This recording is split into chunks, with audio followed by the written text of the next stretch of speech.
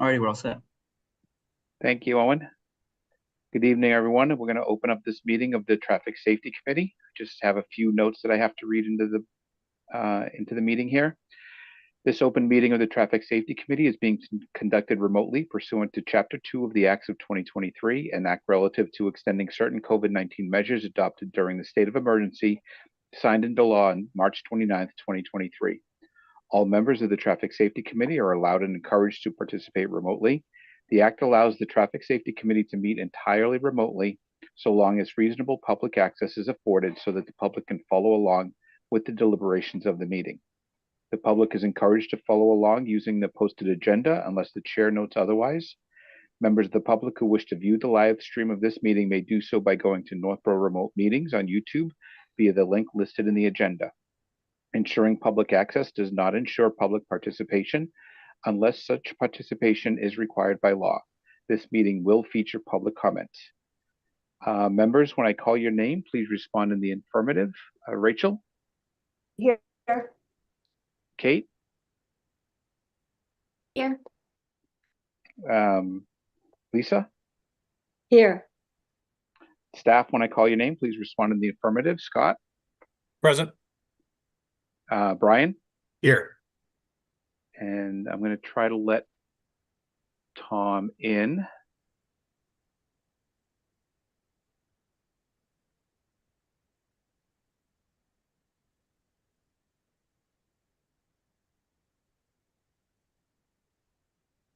Tom, can you hear us?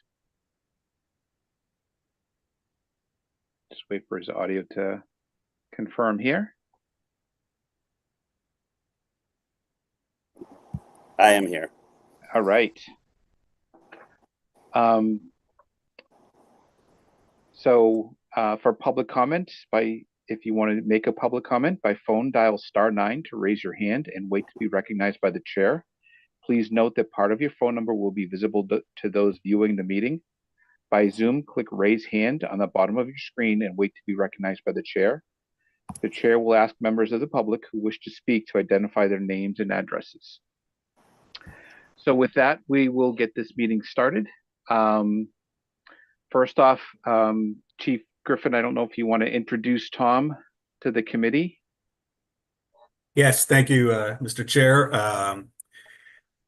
After 6 months, I've kind of figured out different assignments for people, and I'm happy to introduce to the board Sergeant Tom McDonald. Tom McDonald is a longtime officer with the police department. He's been a sergeant for several years now. He currently works the day shift, which I think is an appropriate shift to give him this assignment.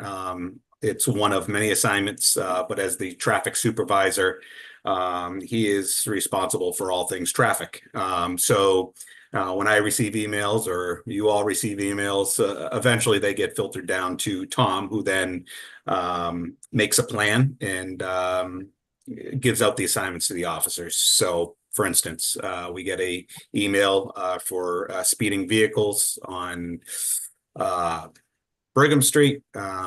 I will send that out to Tom, and Tom has a nice Excel spreadsheet that he monitors and assures that officers are assigned to those areas. He will also be on these meetings when I can't be here, or we'll be flip-flopping around. But anyways, happy to introduce Tom. Sergeant McDonald, thank you. Thank you for joining, and we appreciate the time you put into these meetings and into traffic safety. We know, this committee was formed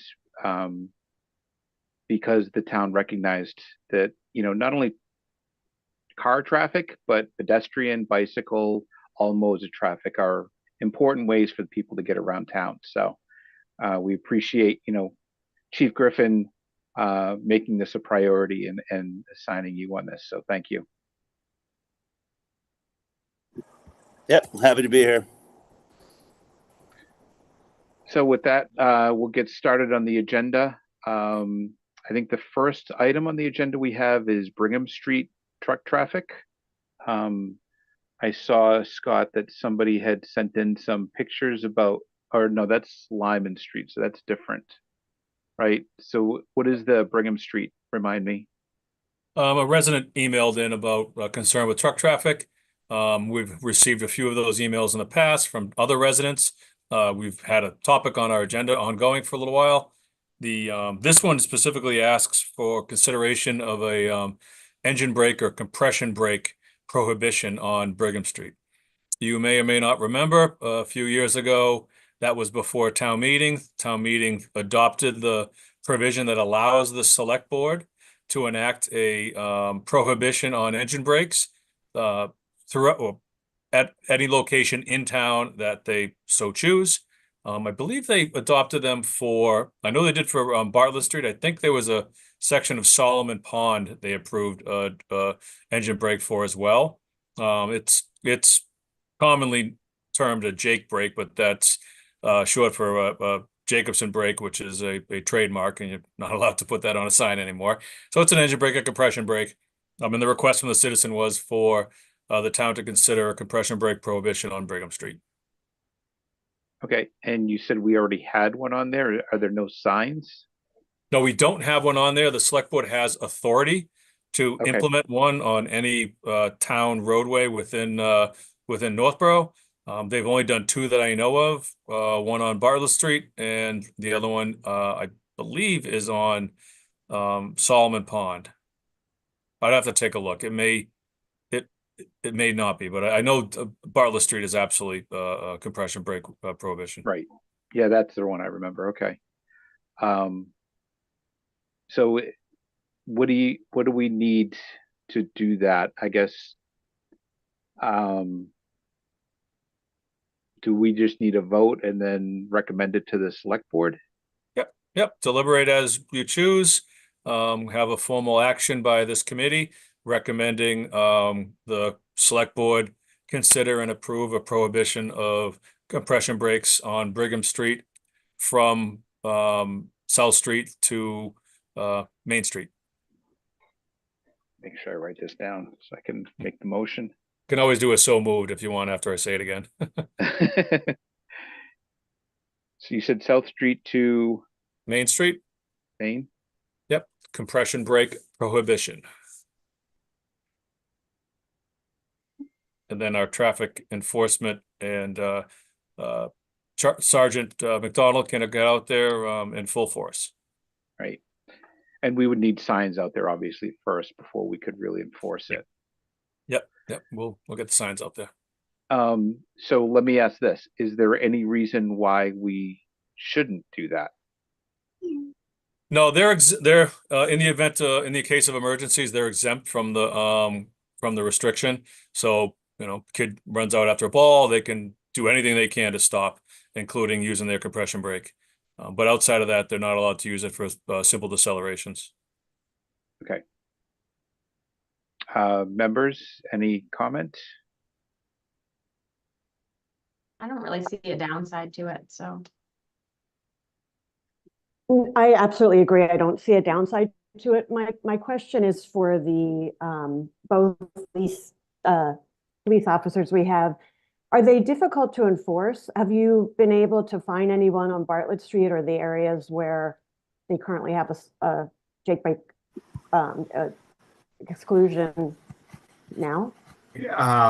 I think it's good to have the signage. It is difficult to enforce. Okay. But it can't, in my opinion, hurt to have the signage. So maybe it's working and they're not using it.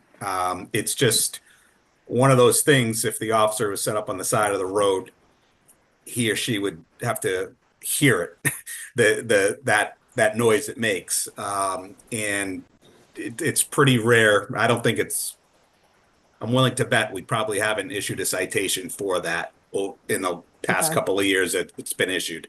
And if a resident calls, it's often after the fact.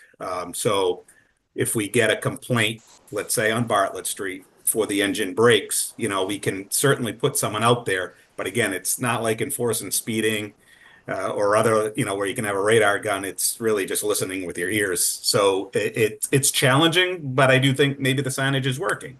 And I would, maybe we could I think it might be helpful to have the fine amount on the signage, if that's possible. The fine is $100 for a first offense and $300 thereafter. So fines up to $300. Just to clarify, the compression brake prohibition is on Lyman Street from Ridge to Bartlett and Bartlett Street from Main Street to Marlboro. Thanks, Scott. I was gonna mention that. I think that's a great idea, and I think the fine sign is this little piece that goes above it, right? So I think when you start putting in a fine, I think people take it a little bit more seriously than just the signage. And yeah, it's hard to enforce anything. I mean, I get Jake breaks over here all the time. But I don't want to put that sign on the street because they shouldn't be on the street. So that sign would indicate that you can be on the street. And I think that I think it's a good start. I don't know, do you have to write the letter and then Scott, do you present the letter to the board so that we can just move along with it and get it done quickly, or because we have It a could meeting be- on Monday night? It could be as simple as an email from the chair to me. I would forward it along to the town administrator's office. They would put it on an agenda. The appropriate action would be the chair of the committee be present to discuss the recommendation of the committee on behalf of the committee, and I'd be there from a technical perspective, or possibly the chief or sergeant as well. But I'm happy to cover it. But it should come from the committee via the chair. Okay, so I would think that if you can get something on, this is Tuesday, get something on tomorrow, you could come on following Monday and get that moving. Because We if can it's. definitely try. I mean, I'll be at the September 9th meeting regardless. So, the time it takes to get the signs and installed and dig safe, another week or two may not make a difference. But again, that's at the discretion of the committee. Yeah, I mean, I would think just getting the stage started at our meeting, because we have the time right now to sneak in on Monday night. We weren't gonna have a meeting and then we ended up running late again last night, so. And then you can put your signs up when you're ready to do that. Okay. So I guess we'll go with a motion unless are there any members of the public who wish to make comment on this item? Raise your hand. I know there are a couple people in the attendees list. So is there somebody who'd like to make a motion to recommend to the select board that we place a compression brake restriction on Brigham Street between South Street and Main Street? So moved. Is there a second? Second. Okay. All in favor, Rachel, I, Kate, Aye. and I'm an aye. So Scott, just let me know when that's going to be on the agenda and I'll make sure I'm at that meeting. Yep, shoot over an email. It could be a very simple couple sentences. I'll forward it along with my concurrence, and we'll get it on the agenda and move forward. Perfect. Thank you. And we also put in that about the fine on top. Yeah, the sign designation is not really a select board action, but I will do that as a public works director. I'll make sure that's on there. And if you'd like, I can replace the 1, 2, 3 other signs that don't have it or have it as a supplemental placard below. I've seen them as placards. Well, I've seen them both ways, actually. I mean, Yeah. Bolton and Berlin have big signs, but I mean, why duplicate it when the little ones, if you make them all the same? Yeah, and if the select board chooses to amend the fines, we just swap out the little sign and save some money. So we'll do a separate placard below. I think you could, Scott, I think you could put fines up to $300 or something like Yep. that. It's not deceitful. Again, the first offense is 100, but it does go up to 300, I believe. Yep. Might want to check the bylaw, but I think it's 300. Okay.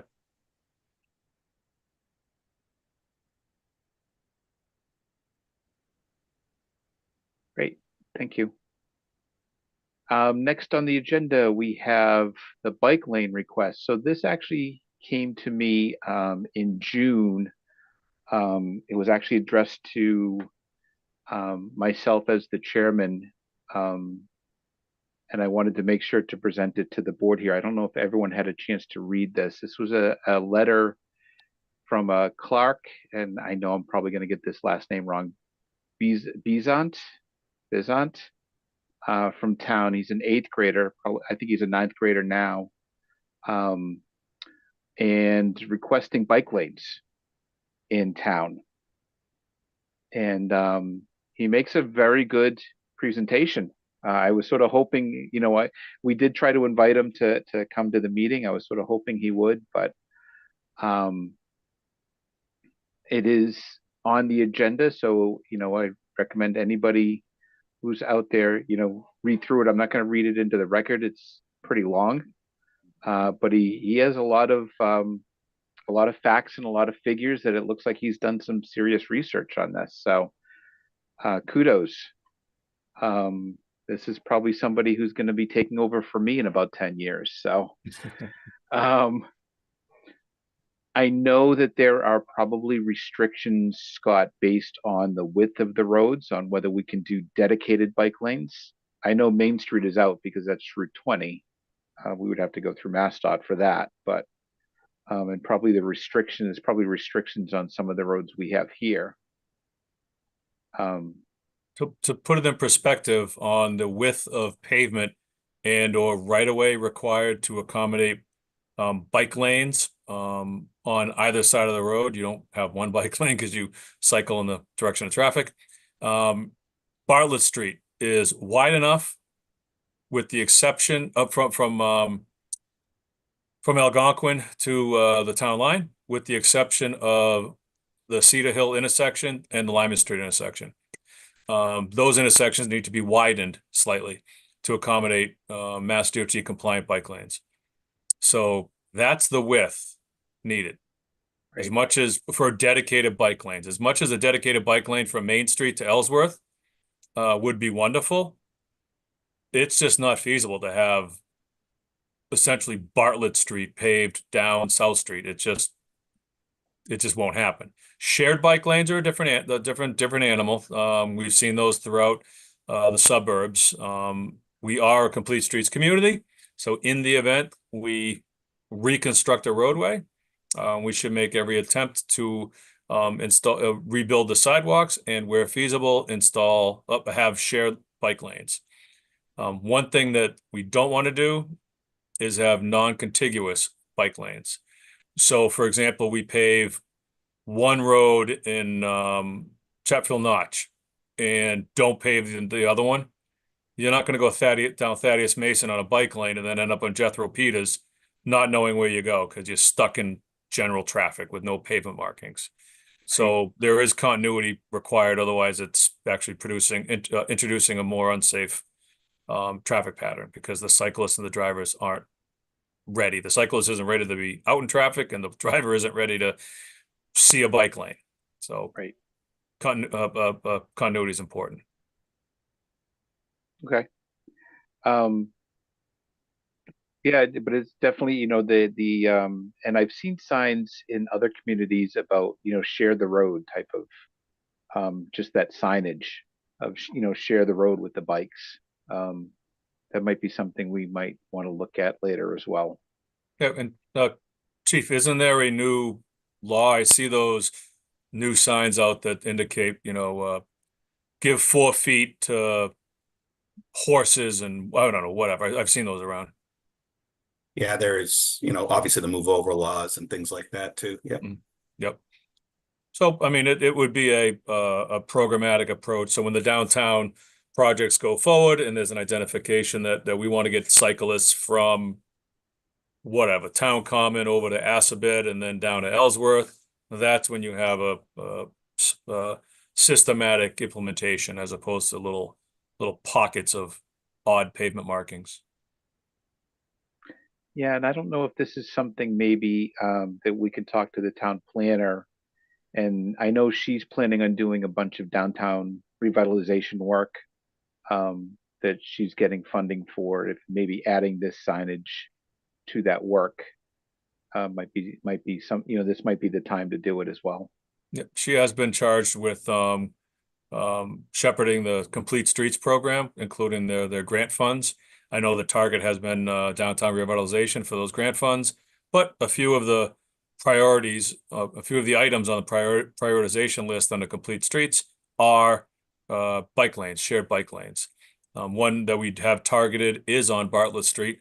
There are bike lanes on Forest in Marlboro, and it makes logical sense to get cyclists from there to Algonquin, where there are trailheads.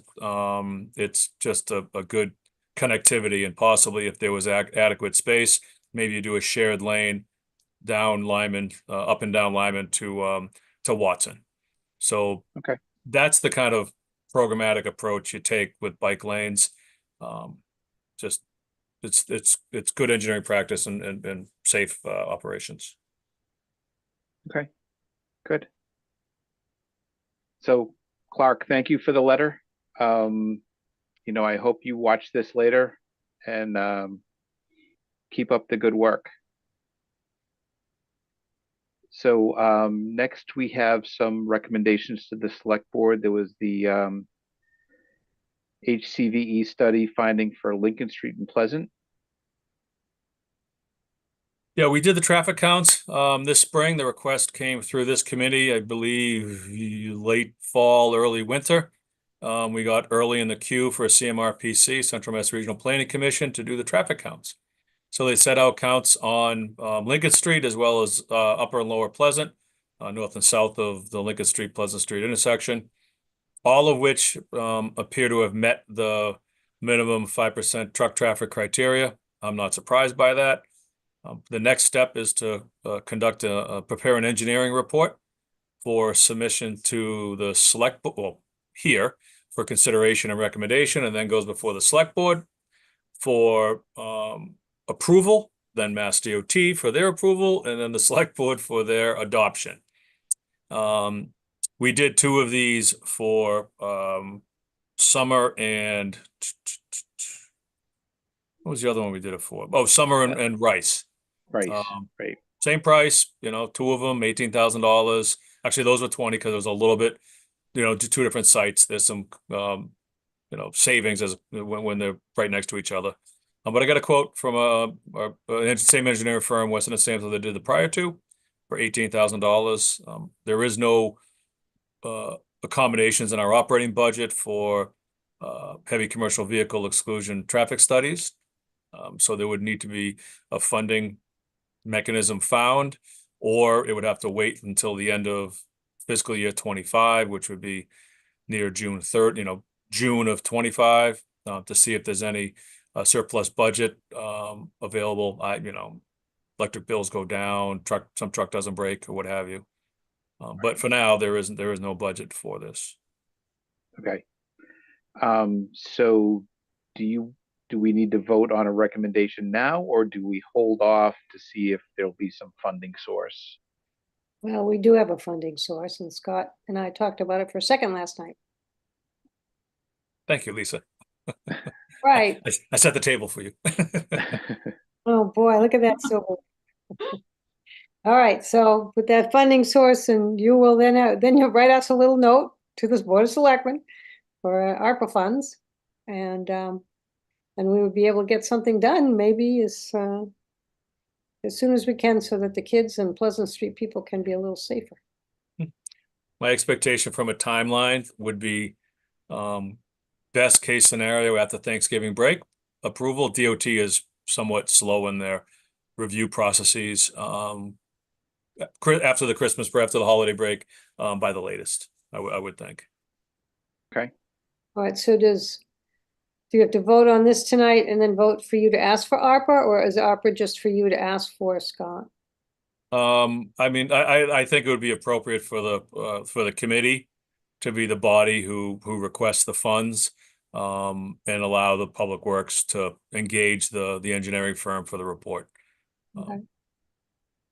So do you want to vote and then send us a letter with that, Bill? Yeah, so we're just voting to recommend that this be done, but the select board is gonna actually make the, you know, the determination of where the funds come from as well as whether it gets done or not. Right, you don't have to worry about that, you just have to ask. Right. The board is, your board has voted on it, agreed to it. Now you're looking for funding. And could we put it on the agenda for the ARPA requests? Because they're going quickly, so. That'd be Okay. another thing that if you could get that done this week, would be good. Sure. Rachel, Kate, any comments? You know how I feel about truck excursions. I think that's a really important place to have one when there are two schools there. So I wouldn't, you know, I'm all in favor. Okay. So do I have a motion to recommend to the select board to have a study funded for a heavy commercial vehicle exclusion for Lincoln Street and Pleasant Street study to be completed through whatever funding source that they recommend In the amount of $18,000. in the amount of $18,000. Thank you. Yes, I would say for ARPA money and call it an engineering study. Well, I don't want to dictate the funding source. That's for the select board. Do we need to ask the select board to use the ARPA funds? Because if we do, then we do. That's. Well, it's but if saying. it's not available, I don't want it to just go away.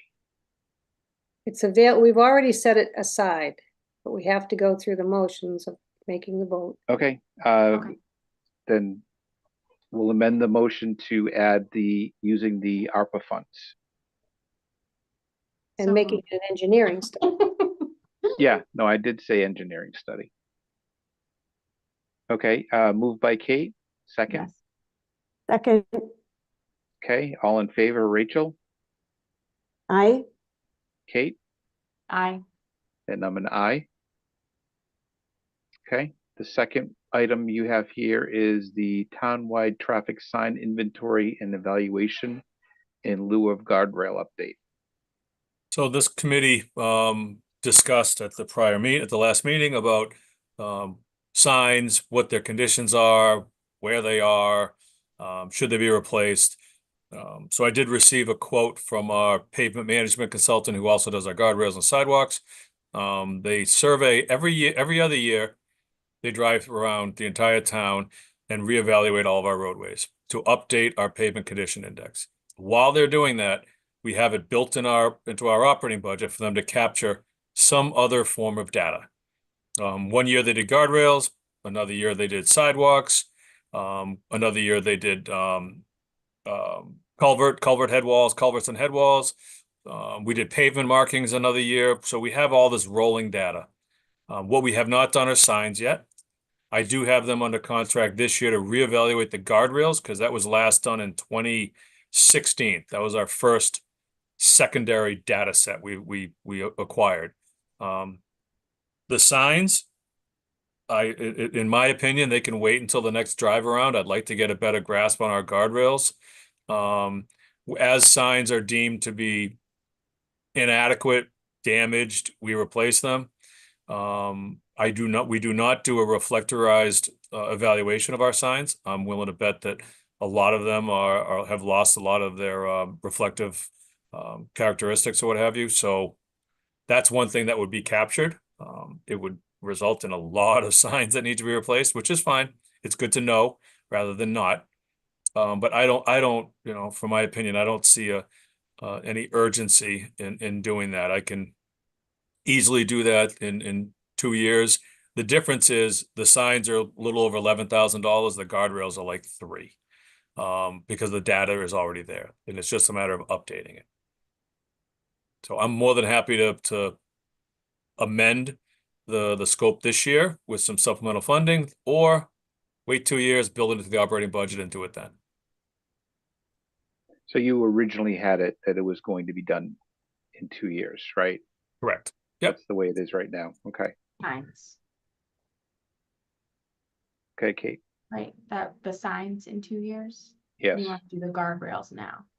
Yes. Well, originally the guardrails were now and the signs were in 2 years. So what the request here is to do the signs now, and I'm assuming the guardrails in 2 years. Correct, Scott? Yep, flip them over. It's more expensive for the signs because we don't have that data set yet. It would be originating a really pretty large set of data. And I planned on doing it in 2 years, and then 2 years thereafter, I'd go back around and do sidewalks and curbs again, and just keep this cycle going so our data is updated and we can monitor trends.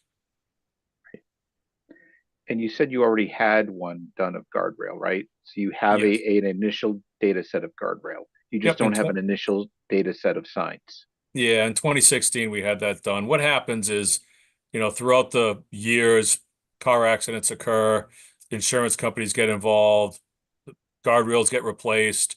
We may or may not be made aware of it. We will get a dig safe that says, we're digging holes over here. Well, the insurance company replaced the guardrail that was damaged. It's nice to get that data, as well as some of the older guardrails. You see the concrete ones with the wires that run along and half the concrete posts are leaning over.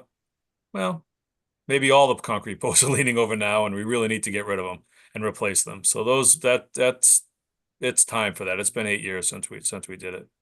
Right.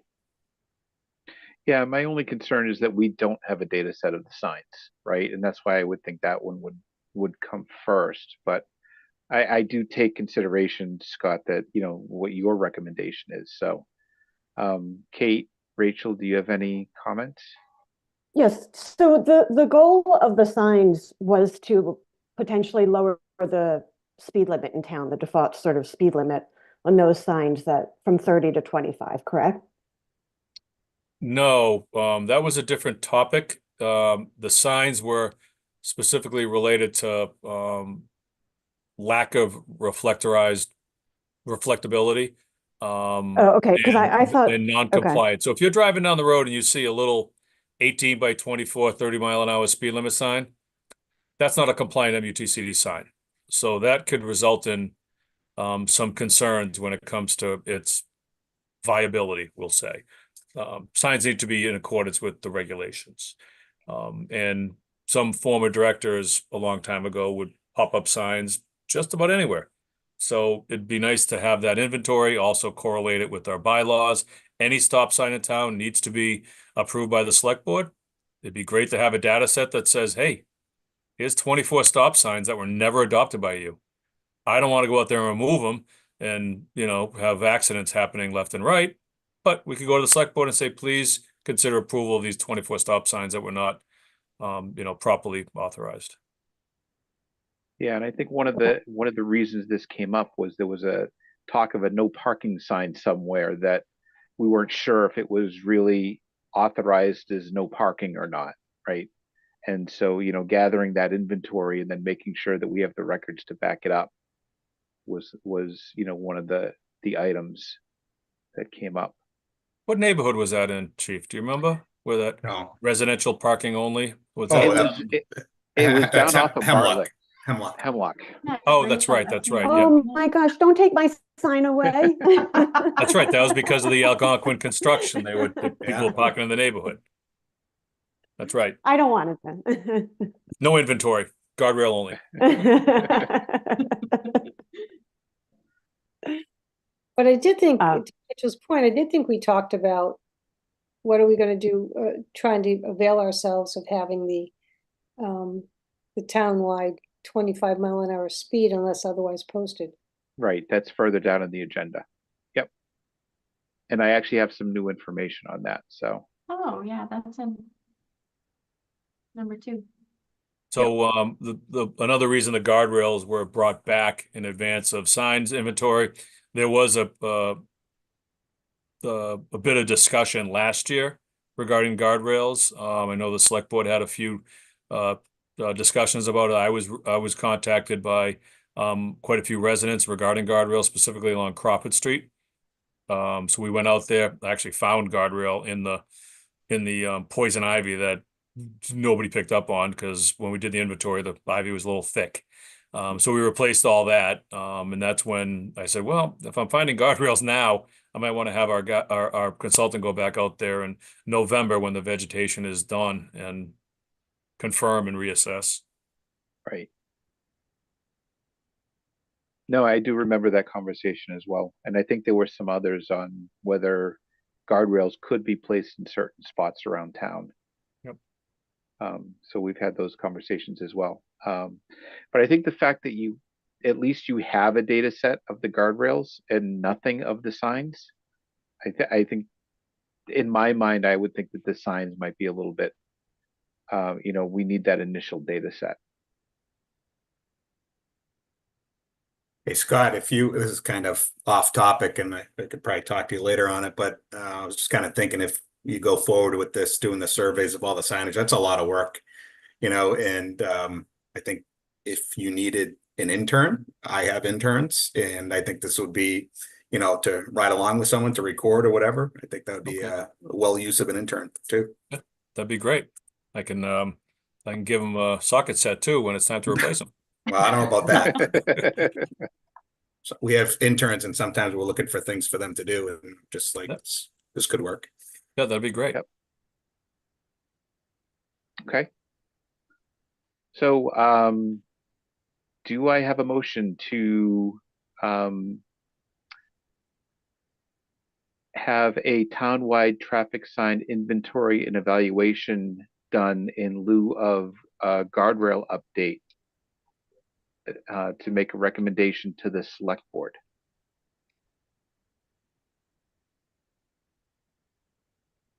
So moved. Okay, Second, okay. All those in favor, Rachel? okay, I'm gonna go with Scott on this, and so I'm gonna go with a no. But I do hope we do get the sign evaluation, the next go round. Okay. Kate? So I'm sorry, I'm gonna need to back up for a minute because I'm confused as to what we're voting on and why we're recommending something other than what Scott is recommending. I'm only bringing it up because we don't have an initial point of inventory of signs, and we do of guardrails. So in my mind, the signs would be more important so that we can at least get that initial point. But if you don't, While if we, you- and I feel, I mean, I'm sorry, I feel like we can accommodate a dedicated drive around next year to do it, but it's far more expensive. It's much more cost effective to piggyback one inventory with another. So we're not gonna evaluate all the town roads next year. Doesn't make sense to do it every single year. We do it every other year. So the next inventory would be done in 26, and which could include what have you for a secondary data set. Doing a standalone drive around next year would be very expensive to capture just signs. It's better off to capture other data at the same time. so since we do have the police here, I'm just wondering, do you feel like the signs can wait until the next go round, or do you feel like they're contributing to any accidents that might be prevented? Again, I would probably go with what Scott thinks is a need. If it hasn't been done in a while, I do think I'm a big fan of signs. I think signs do help and do slow people down or just visibility. So if he thinks it's a good idea, I would absolutely support this. Something to consider, and if it's okay with you, Mr. Chairman, to take one item out of order, just as it pertains to this topic. We do have consideration of a town-wide speed limit reduction. I know, Bill, you had indicated you have some additional information. It does require a local adoption of a state law. I don't know whether we've taken that, adopted that law. If we have not, it would likely require town meeting action in order to lower the speed limit townwide to 25, or to authorize the select board to create 25-mile-an-hour zones. If that's the case, and that does occur, it's a logical effort thereafter to inventory the signs. And the select board could then consider which roads are 25. Are they all 25? at that point, I'll have data that says, here's what the numbers are. So it may be worthwhile for this committee to table the sign inventory until after town meeting action to adopt that local provision, allowing the select board to to set those speed limits. Just a thought. Okay, Are you then going to ask, vote and ask the selectmen to discuss that? As Yeah, we- we're still doing a little research, Lisa, on whether, I mean, we got to go through some old records to see if it was ever adopted at a town meeting that nobody ever codified. And then at that point, if it was not, then you go through the public engagement process, the select board, make sure that the residents are aware that this is what's being considered, and then it goes to town meeting. Yeah, because I mean, I've looked back at many of the town meeting warrants and past research, never saw anything like that. Yeah, we talked to Andy, town clerk, and he doesn't recall anything. I don't know if the chief has any history with that adoption. Yeah, again, I don't believe so. Again, I can clearly remember like the Jake break going before the town meeting, but I don't recall the town adopting, I think it's 9017, chapter 9017. So, We would have seen it before now. I mean, it was just, we've been discussing it here, but right. it's never been, I don't think it's been offered up for that length of time, has it? Isn't it kind of new? I don't know. I'd have to look at what year the legislator adopted or enacted it. So Yeah, I think again, we're if looking I at it remember with the town. correctly, yeah, if I remember correctly, Bedford, I think enacted it like 2 years ago.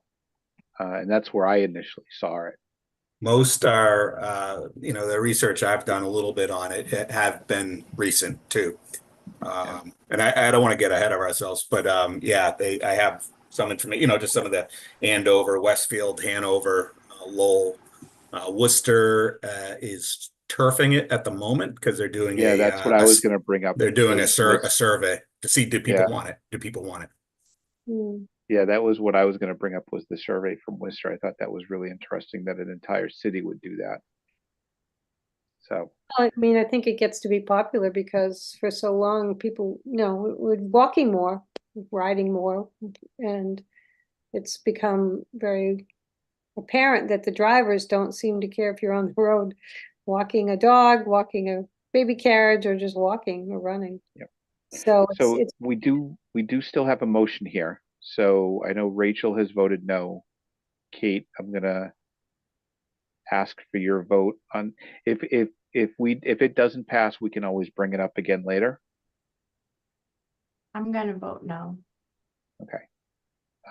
I'll be a yes, but, so that does not pass.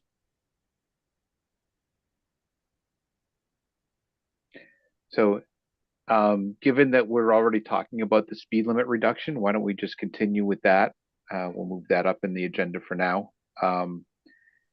So this is something that, like I said, we had seen it in a couple communities, Bedford, Concord, and then, I saw the item from the newspaper from Worcester, that they're doing a survey, and I thought a survey might be a good idea for us to do as well. So Scott, I know I had sent that to you, and Chief Griffin, you mentioned that you had seen it in other communities.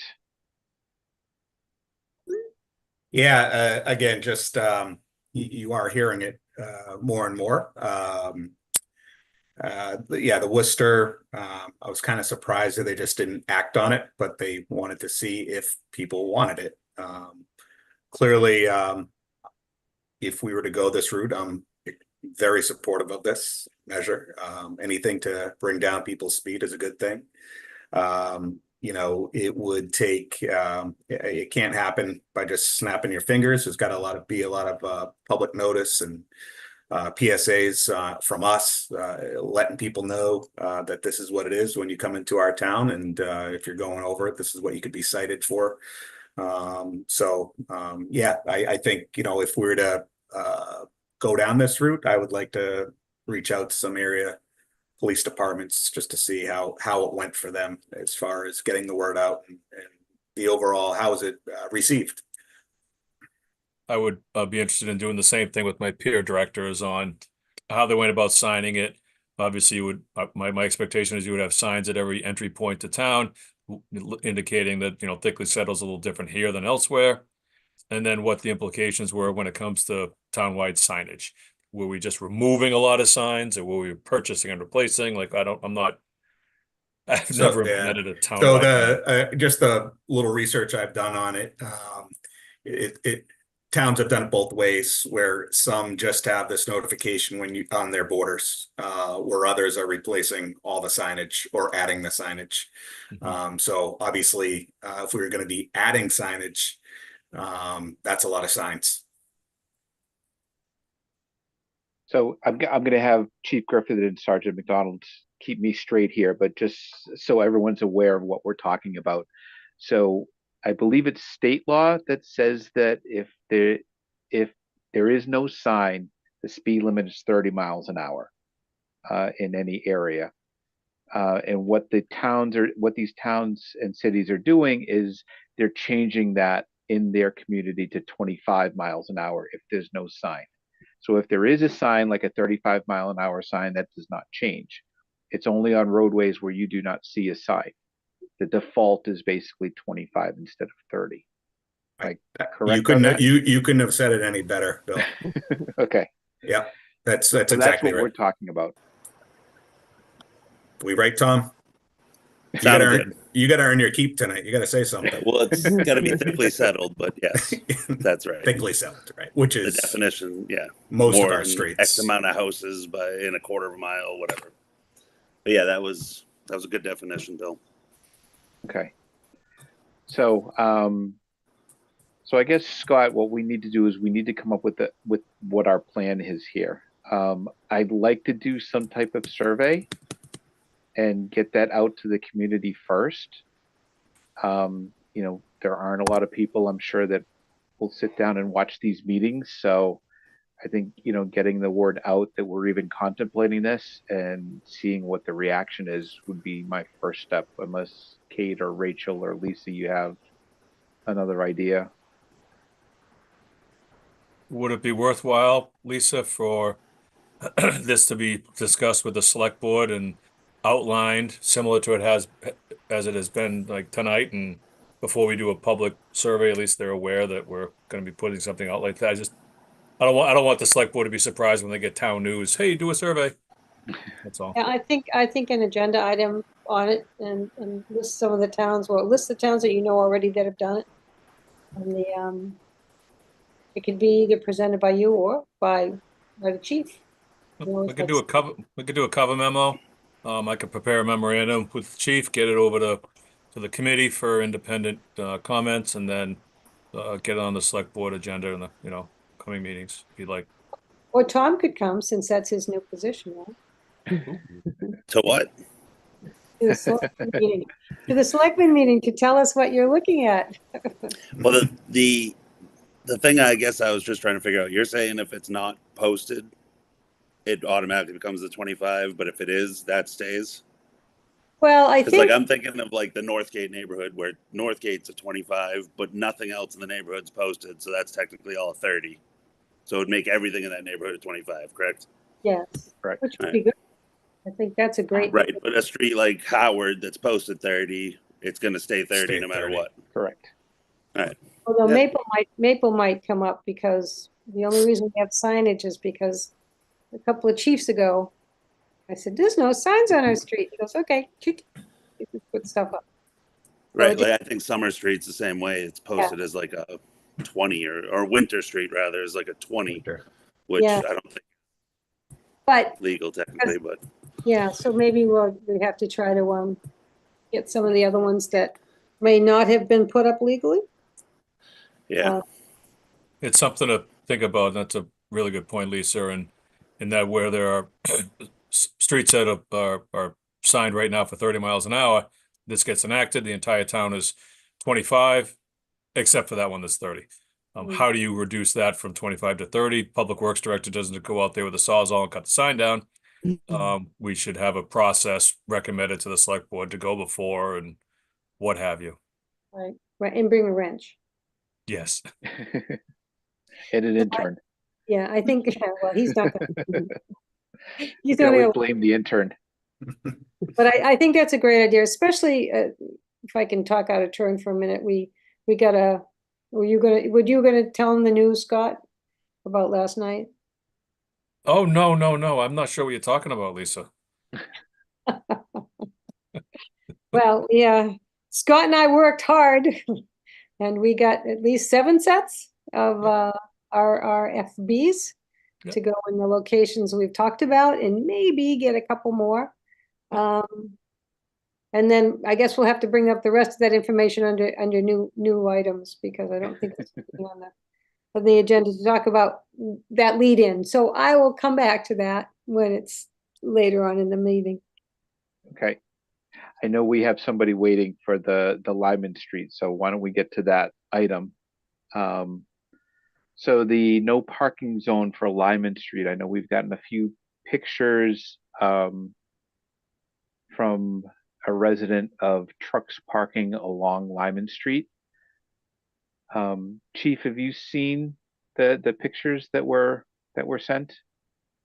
Yes, I have, Bill, and I have, I think I was the first probably person this family reached out to, the Stone family, and I've been working with them and addressing some of these issues and suggested that this would probably be a good place for them to come to discuss it. And I have seen the pictures, and I think what they're proposing, a no parking zone in that area, makes perfect sense. I was kind of surprised there actually wasn't one there.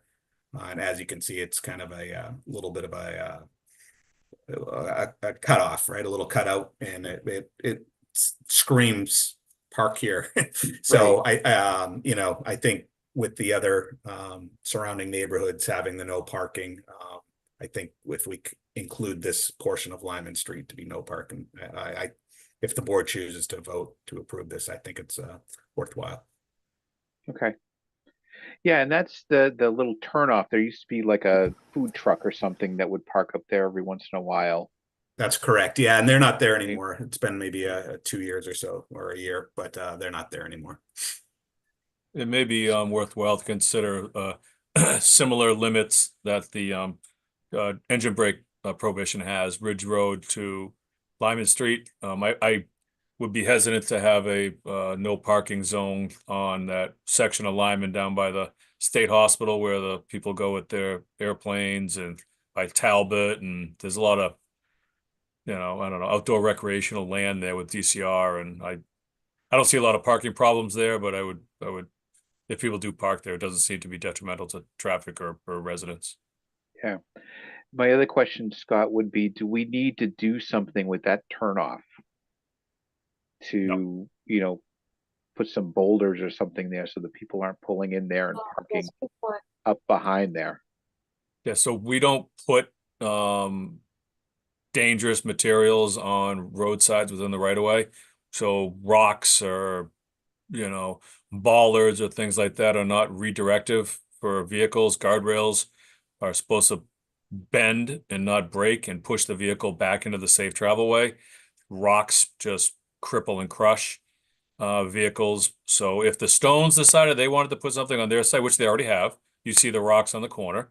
They've already done that. If they choose to do that on their private property, that's their at their discretion. We can't put a no parking sign in an inconvenient location within the public right of way, like we did on Bartlett Street. When the no parking zone was enacted, we put no parking signs where tractor trailers are pulling off, and the signs are like 10 feet in the air. So it's clearly looking right in their windows. So we can be selective in what we put and where we put it. But we really can't put dangerous roadside elements. Wasn't that I'm just granite thinking on about that Bartlett Street? pull-off that's there. That was temporarily stored there, Tom, for a couple of weeks, and about a month and a half till we could get the signs purchased and installed due to winter conditions. Fair enough. So at this point, you're looking to put would you do the same idea that you did at that little little alcove at Bartlett on Lyman just before the, just before the Stones property or at the Stones property, where you put two signs up? We would put signs where the no parking zone starts. So it could be in one direction. It doesn't have to be on both sides of the road. You could just do it on, for lack of better terms, the inbound side or the northbound side. So as you're coming from Westboro in, I would put a no parking, we would put a no parking sign where it begins, let's say Ridge Road. Probably one just after Watson Park and then one at the Stones. That would be my initial thought on where they would belong. There may be another one somewhere in there, maybe at our well location, so nobody parks there. So, you know, that gets the point across. And they could be positioned. I would reach out to the Stones before we put one adjacent to their turnoff, so we're not impeding their property access. But, you know, impede what they don't want there. Right. All right, is that something So- we have? Oh, I'm sorry, go ahead, Rachel. No, I absolutely think we should have no parking there. That is a residence. They should not have trucks parking there. My concern, of course, is where are those trucks going to go? And have we reached out again to Amazon regarding using their gigantic parking lot to allow their truck drivers to rest there?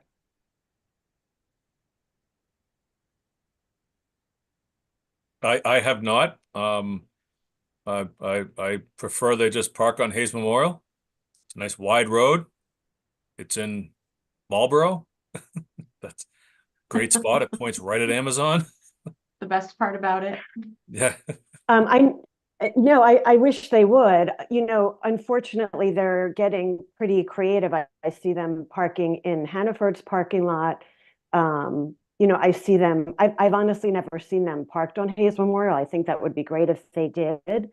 But I see them using, you know, sometimes the side of Bartlett outside of Amazon.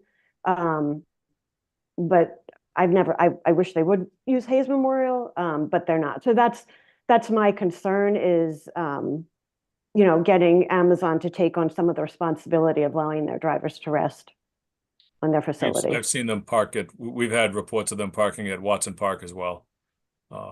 Inside the park? Yeah, when it's just the tractor, there's no trailer, they'll drive in there and they'll park and rest, and it's DCR property. You know, DCR provides us with an access easement for a boat ramp, but at the end of the day, it's DCR property, so it's allowed there. Yeah, the cabs are now running around town. I did see them at Hannaford's, but across the street they made a little bit more of an indentation in front of McDonald's. Over by the Canes and McDonald's area, and so you can get three of them parked right over there. That's But okay with me. I know, I don't know. Oh, I was just gonna say when they did all the construction for 495 and 90, I'm not sure why they didn't account for a truck rest stop when there's so many warehouses along that, you know, junction and along 495. I don't know if it's too late and it's something that the select board can bring up with the legislators, but that was a missed opportunity in my opinion, because I'm sure we're not the only town dealing with it. Yeah, But, the you know, only rest, sorry to interrupt, Rachel. The only rest area really, That's okay. and I think I've spoken about this before, is the Mass Pike, you know, either in Natick or Twins, yeah. or Flynn's, right? Or the Westboro rest stop off the Pike. But yeah, as far as 495 goes, there's really not much. Yeah, there's only one on the way up to New Hampshire. Right. Yeah, because I see them on the side of 495. They've got to have lined some up. place to rest. I mean, it sounds to me I like agree. it's an opportunity to fall asleep while you're driving a pretty big vehicle, so you need to rest. So we do have someone in the audience who'd like to speak. So Anne, I'm going to let you in. Good evening, Anne. If you could just state your name and address.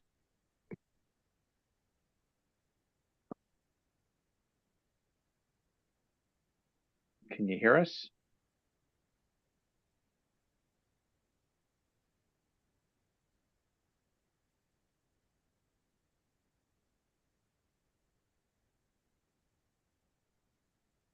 I don't think your microphone is working, Ian. Oh, Are you able to hear me? we Oh, can yep. now. Okay, sorry about that. Yeah, I was getting all these pop-up buttons telling me to do this and that. So, yeah, my name is Ann Beckstrom, or otherwise known as Ann Stone, and live on the corner of Bartlett Lyman Street. And I was going to basically say the same thing that Rachel was bringing up regarding could we not go back to Amazon or FedEx to see if they might have spots where the drivers could park and rest, because I do agree it's important that they have a spot to rest, so long as it's just not right beside my property when they're idling for hours at a time. And I'm also wondering, I had heard back in one of our meetings around Bartlett Street, truck drivers from months ago, that they're not allowed to idle for more than 15 minutes in one spot. Is that true, or I don't know if I'll let Brian knows Chief or Griffin Scott? answer that. Is there an idle limit? I don't believe so. Scott, you might know that more with the trucks. Yeah, I there's supposed to mean, be a 5-minute idle limit. oh, there you For go. commercial diesel vehicles. A lot of the newer ones have sort of a regulator for that, where they turn off for 10 minutes, turn back on, so the battery is maintained. But they're not supposed to idle for long durations. I don't know if it's a civil offense or what the enforcement is, but I do know that the newer trucks have an idle restriction governor on it. Yeah, because I believe the ones that have been parking over there on Lyman Street have been just idling for hours. So if we could put up a no parking sign on that street, it would be wonderful. And as you know, it's even way more narrow than Bartlett, so I think it's warranted.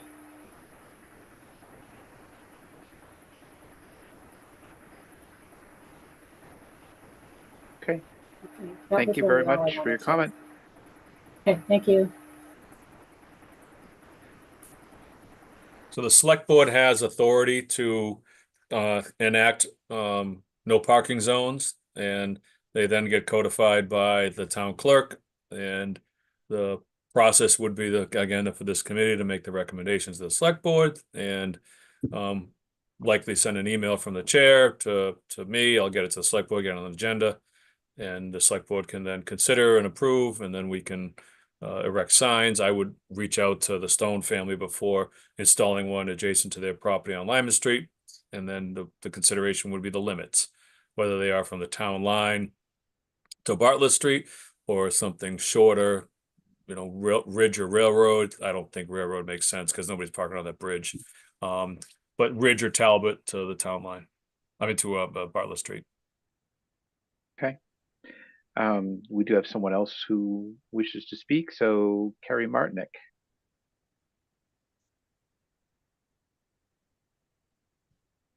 Hello, can you hear me okay? Yes. Okay, great. Thanks for letting me in. Carrie Martinick, 101 Bay Drive. I just wanted to, first of all, lend support to Anne and the Stone family. I'm obviously, or not obviously, a member of the planning board and have sort of watched them suffer for quite a long time in their spot and just really continuing this fight for years and years. So I think it's great that this committee meets and is open to the conversation and all of that. The one thing I would just say is, I would just hate to force the parking onto Stirrup Brook and other areas. So I don't know to what extent we can kind of lend protection so we don't solve the problem in one area and shift it to a new area. Although we hope they park on Hayes Memorial, it sounds like they're not. So how do we kind of protect that entire area from a holistic point of view? And certainly, meeting the no parking that Anne's suggesting, but also just considering those neighborhoods along the way that also suffers quite a bit from either traffic. I don't know if there's a whole lot of parking there's parking that happens on Stirrup Brook, probably not to the same level, but a big problem for sure. So just wanted to lend my support and bring up the neighborhoods around that area as well. Thanks, Carrie. Yeah, we had talked a couple months ago about trucks parking on, I think it was Stirrup Brook, right? Yeah. And that, you know, we were contemplating doing a residential parking type Hmm. of area. I thought that was settled. It wasn't? I don't think so. I think the difficulty with the no parking, it would then be difficult when someone on Stirrup Brook has family or friends over. That was the where we were kind of running into an issue, and that came back to the whole Hemlock Drive with the residential, you know, which we found out really wasn't enforceable anyways. It just although there's no reason for a tractor trailer truck to be on Stirrup Brook. 100% agree with what Carrie was saying. As far as the signage, though, it just becomes difficult from an enforcement standpoint. Who belongs there? Who doesn't belong there? That's the challenging thing. One neighbor dispute that causes the everyday Yeah. call every time And there. and we haven't I think, you know, to go back to Rachel's question and Ann's question, when we did have our little summit, if you will, with Amazon, you know, that was probably back in maybe February or March, and you know, they had briefly mentioned that they were considering, you know, they were looking at potential property for some sort of rest area. So I will reach out to our contact there to follow up on that. I kind of know probably what the answer is going to be, but I'll report back at the next meeting what they have told us. But we haven't received many complaints in a while about tractor trailer trucks on Stirrup Brook that we've received any complaints on. I'm not saying it's not happening, but I think, you know, it's not often, which is good. It should never happen, but I just a little concerned with putting the signage up there. Yeah, and I would suggest that, you know, anyone who has a problem in town with tractor trailers parking in an area that they don't think they should belong in, please contact the police, right? You know, it helps us as a committee when we have, you know, Chief Griffin being able to correlate all this information, gather all this information so that we can then make better decisions. And I think, yeah, that's true, Bill, you know, and I would just encourage the residents to call us, even though it doesn't say no parking, we can certainly go up there, have a conversation with the driver and move them along. And generally they're going to comply.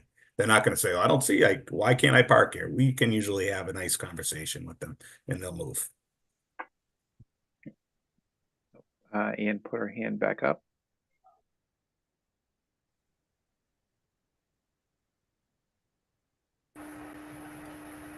Ann, go ahead. Okay, can you hear me? Yes. So yeah, I just wanted to comment on what Ryan was saying, in that, you know, I feel bad calling the police station when I see the trucks out there, because I feel like you have way more important things to be dealing with other than that. So I'm always hesitant to you know, bother you with that sort of thing. So that's all I wanted to say. Like, I think your, you know, resources could be better spent. So by putting up the no parking signs, then, you know, that might prevent the need to do that. So yeah, and it certainly will help, you know, too, to have those. But, you know, when Ann and I were having those conversations through email, you know, she apologized for reaching out. It's no need to apologize. It's what we do. And it's not often, but, you know, should she or anyone else in the neighborhood call us, we're going to go there and we're going to move them along. That's what we'll do. And they're not bothering us. okay, thank you. All right, Ann. Thank you, Ann.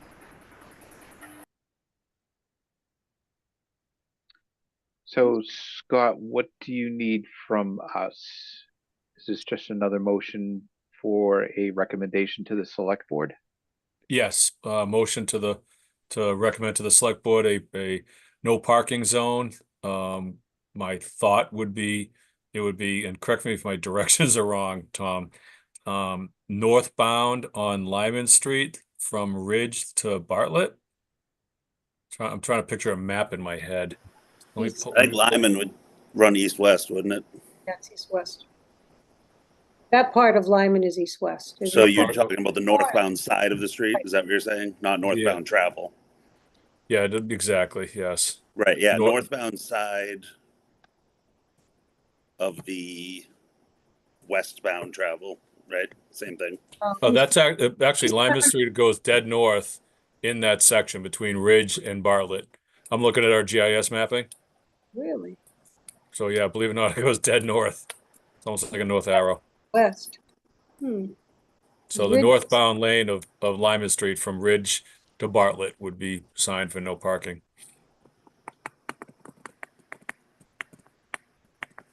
Yeah. Huh. So what does Ridge say? East-west? Ridge is, yes, it's a east-west road with a kind of a southerly direction. If you'd like, I can show you. Nah, well, it's kind of like how 20 is east-west and 135 is technically east-west, but they tee together in the center. It's Right. certain Yeah. sections of it change. You only got So- 4 arrows. You might as well pick one Yeah. that's close.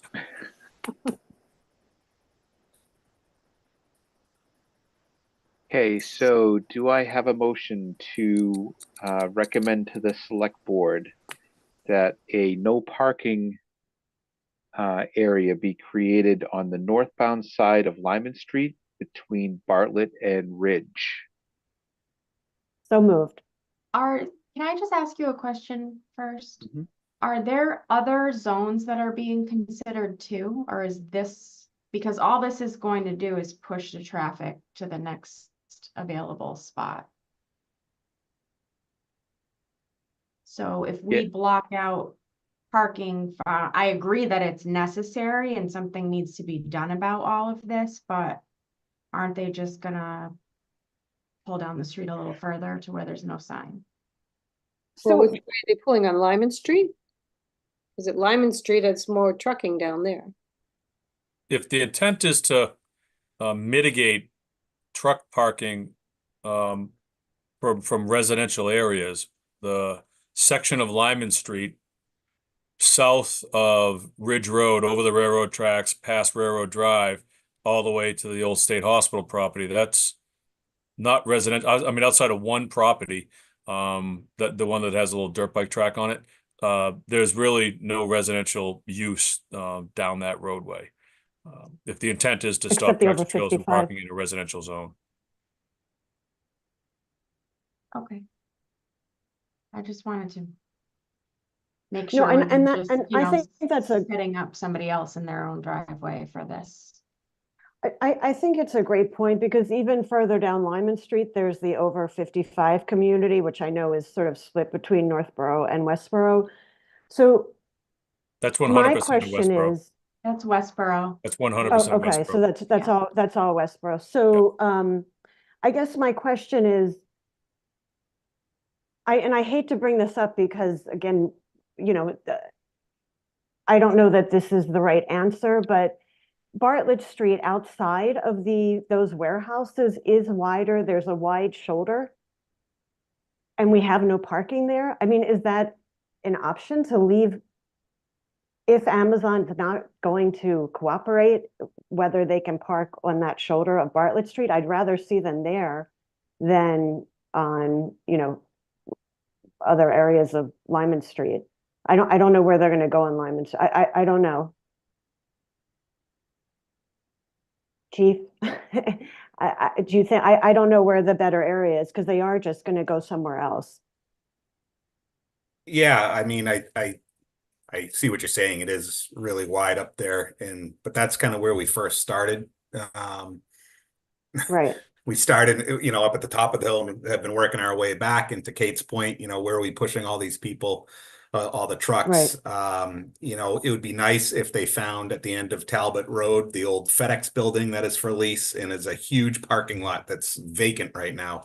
If they went there for a little bit or lease that land, you know, They can park at Chauncey where the pickleball is overnight and rest all night. There's nobody there. It's quiet.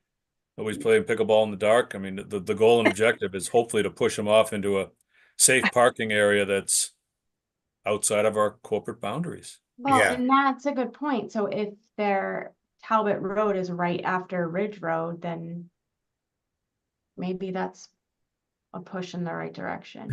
Yeah, I a mean, I little guess- bit. For a little arrow.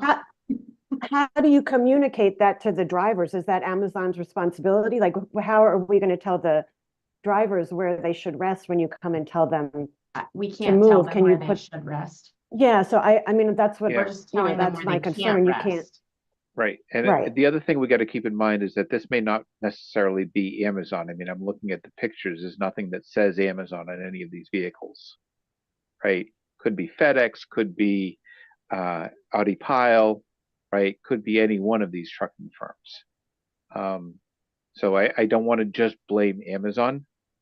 You know, it could be somebody who has nothing to do with Northborough and they just happen to be, you know, this happened to be in between the two locations they were going to. And, you know, their time was up and they needed to rest. So, but I think, you know, to Scott's point, seeing this dirt pile off the side of the road is an invitation to park there. And that's what we're trying to stop, right? I know it's like whack-a-mole and, you know, we're just whacking one and another one pops up and we're whacking that one. But that's just the game we have to play until they finally figure this out. Okay. And I think Lyman Street is so narrow. I've never seen anybody park on Lyman Street up by the 55 in Westboro or any of that. It's a narrow road coming around the corner. It's probably not the best street to park on. Talbot, I think there've been people parked on Talbot. I don't know that there's a lot of traffic on Talbot. But you can't really tell them to go park in the warehouse. It's empty because that land does belong to someone. If something were to happen, Right. Yeah. it would issue. So we do have a motion. Do I have a second? I'll second. Okay. Roll call vote. Rachel, Kate, Aye. and I'm an aye. So we'll make that recommendation to the select board.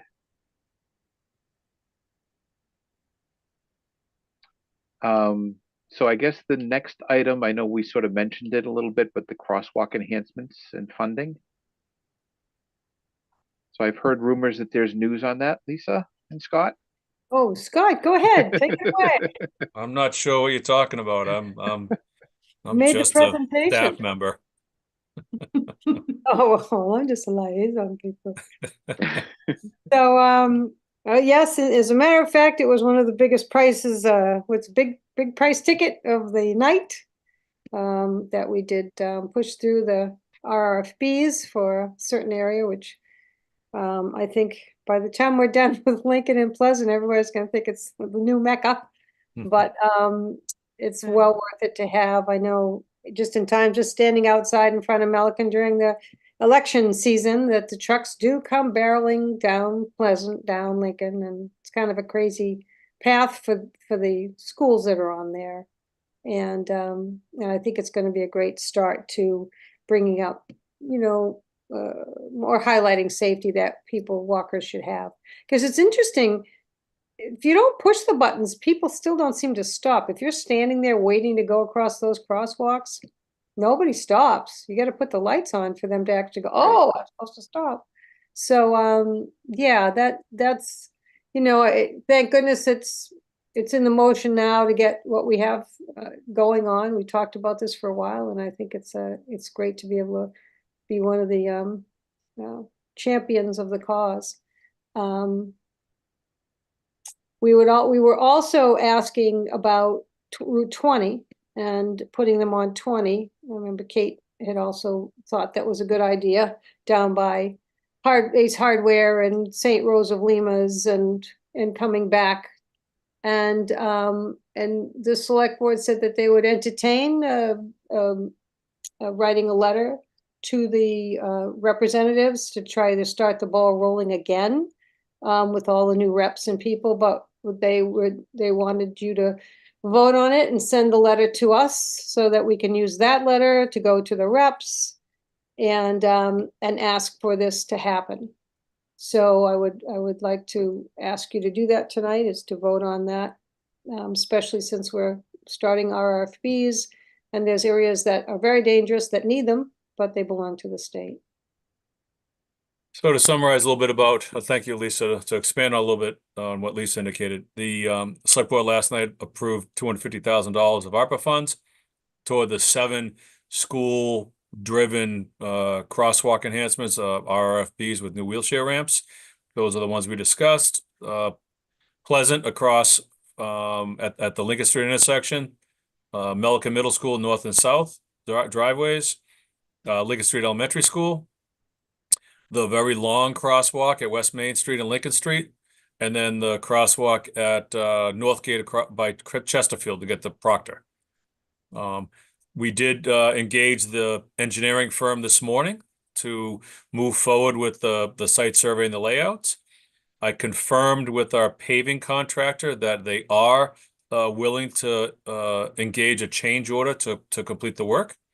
That does a couple things. One, it solidifies once the change order is completed, some unit prices, so we know exactly what it costs to put one in, put a wheelchair ramp in, and the like.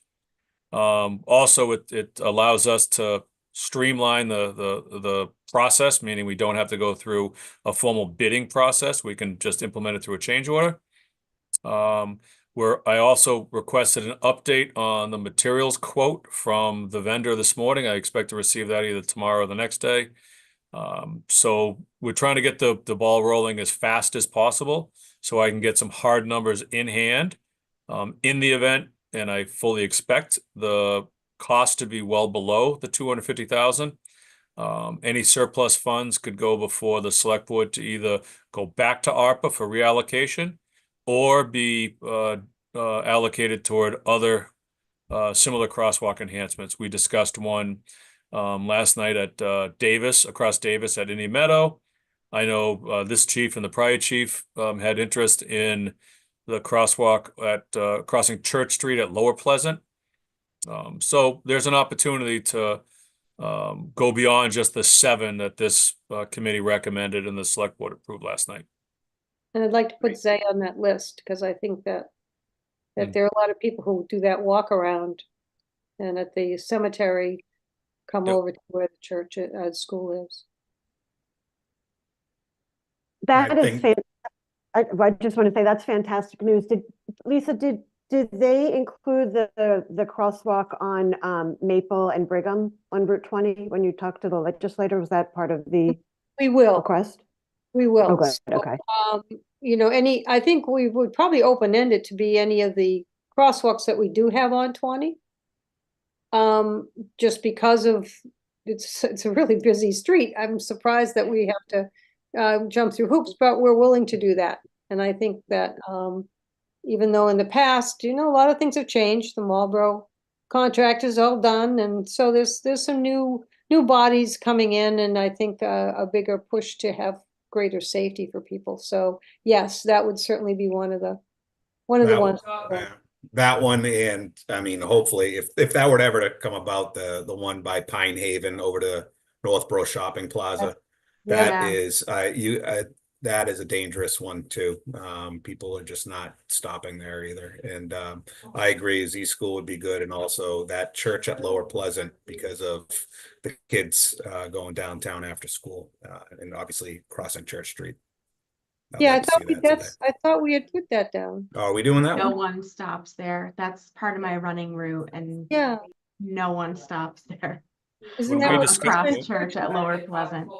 When we discussed that at the prior meetings, that segment was part of the Complete Streets improvements. The sidewalk along Z School is in horrific condition when you go from Washburn across the culvert, which is a non-compliant sidewalk, all the way over to that intersection. That was identified as a priority route under the Complete Streets program. So the idea was to hold off on that, see if the Complete Streets funding goes toward that, and if it does not, as I indicated before, we have one RRFB assembly in the operating budget per year that has not been allocated to any specific location for FY25.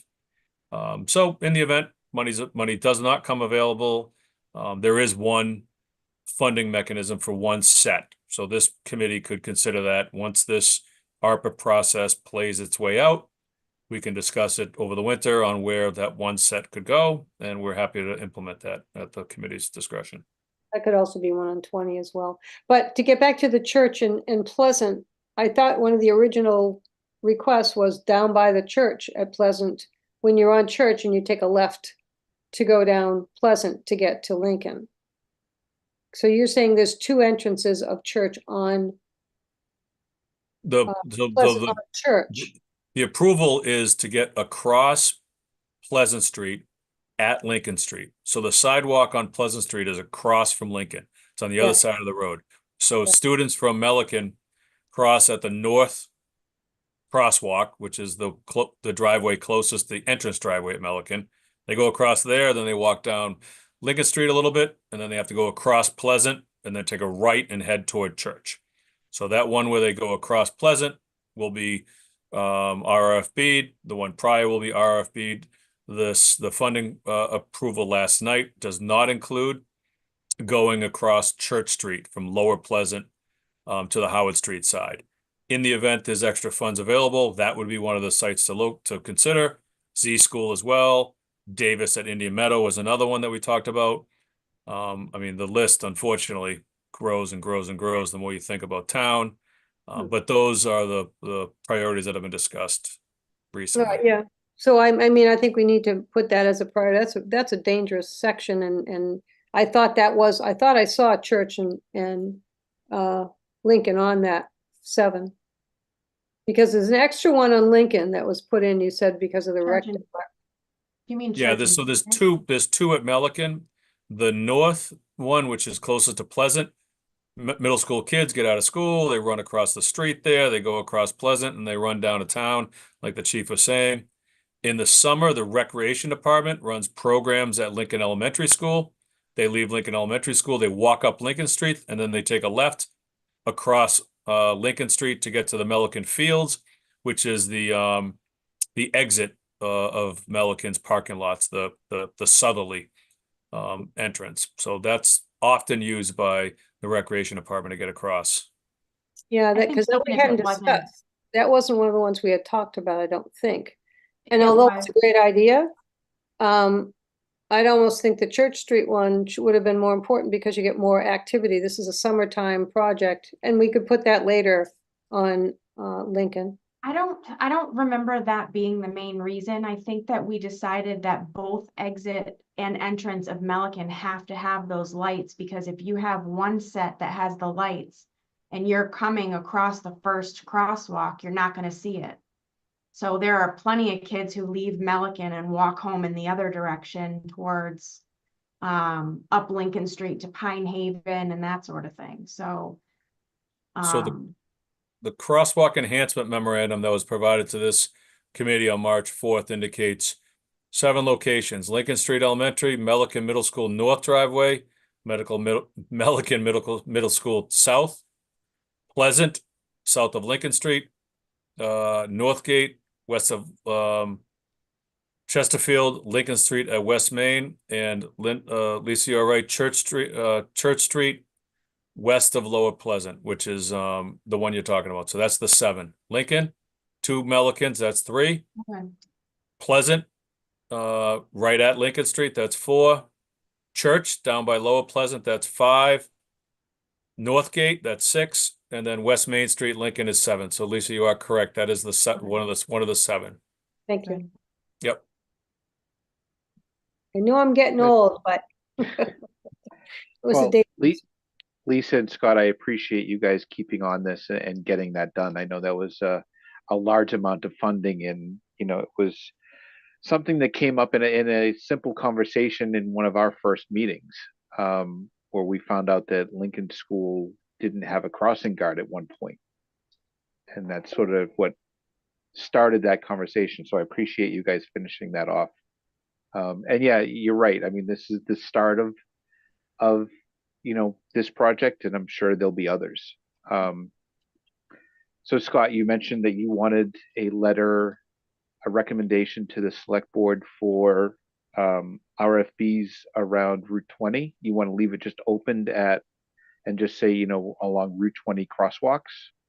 Well, at this point, the town administrator committed to writing a letter to the legislative body indicating that they're requesting authorization to put in RFBs on Route 20. And the select board did suggest that it would be helpful and supportive if this committee voted, in favor of that letter. So they can indicate select board voted for it, traffic safety voted for it. Please, help the community. Okay. So do I have a motion to write a letter of recommendation to the select board to then be forwarded to our state legislators in regards to requesting additional RFBs be placed along the Route 20 within Northborough town line? So moved. Okay, I'll give that one to Kate, and second from Rachel. Perfect. Okay, roll call vote. Kate, Aye. Rachel, Aye. and I'm an aye. Thank you, Scott and Lisa. Thank you.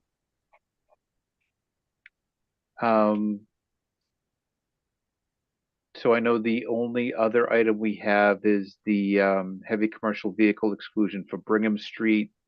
That's probably going to come up later on, Scott, when we get some more time from CMRPC.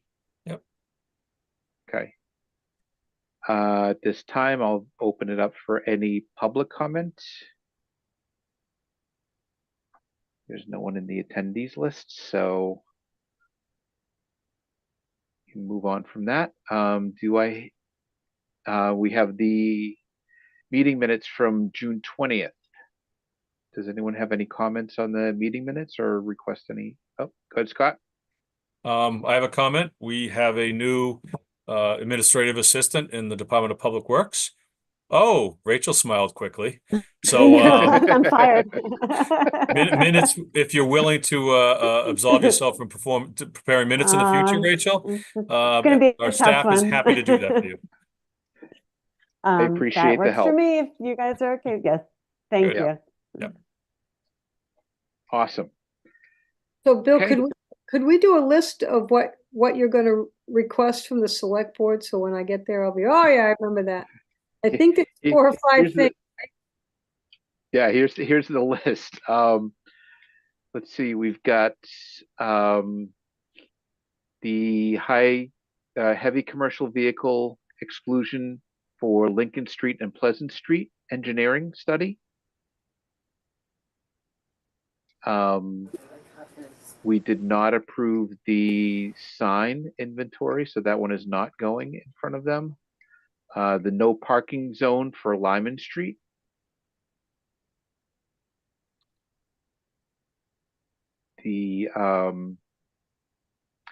And then making them aware of that we're talking about the speed limit reduction. Well, no, you're writing to request our interest so that Yes. you can get a survey and that sort of thing. Yeah. There's a couple And more. then the RFBs along Route 20. I think that was it. Hold on a second. I think there's one That's more. what I have, Mr. Chairman. Four. See, Yeah, we had a fifth one, but it got voted down. okay.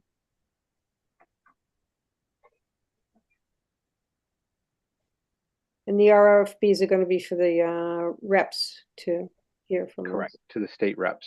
So we're just making a letter of recommendation.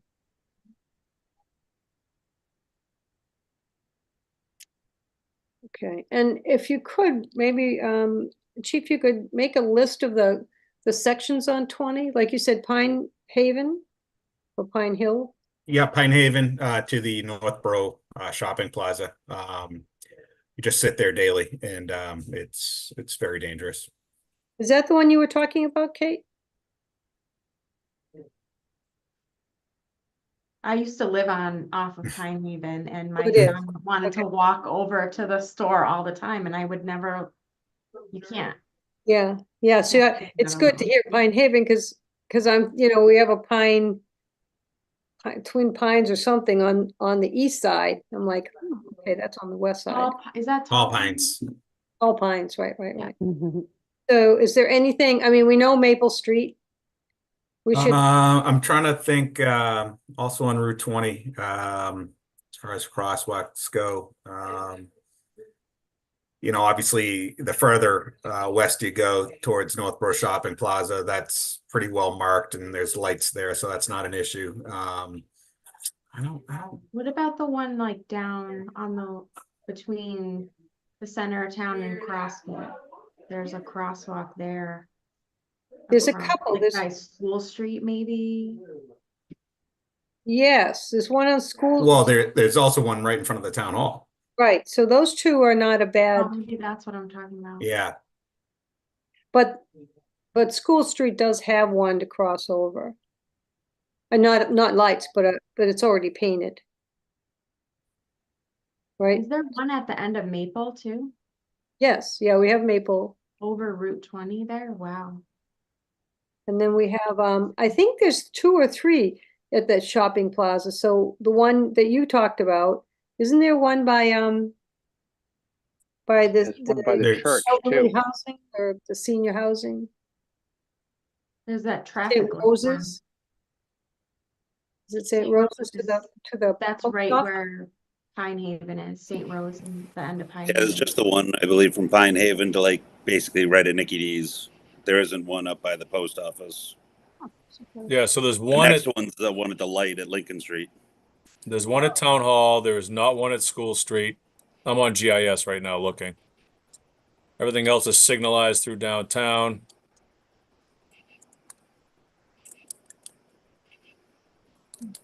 Yeah, and the next one is all the way down at past Crestwood.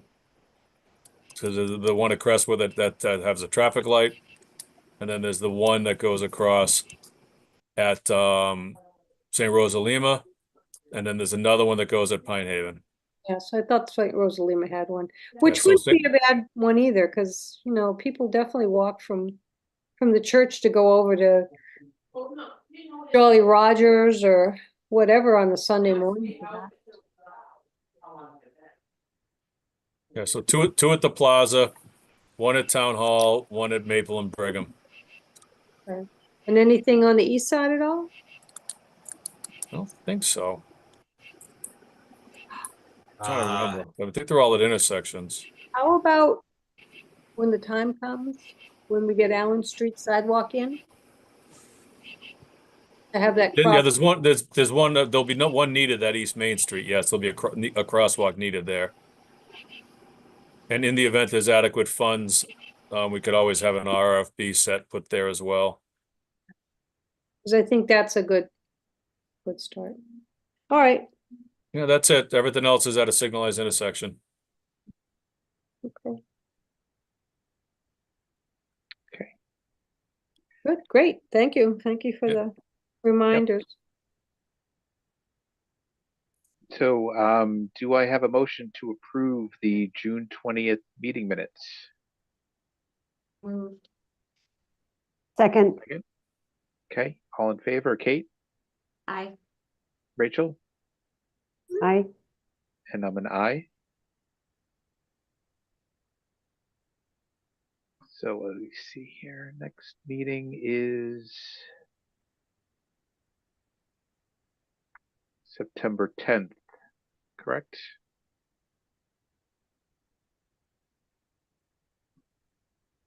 I don't think we Yes. have anything else, so do I have a motion to adjourn? Motion to adjourn.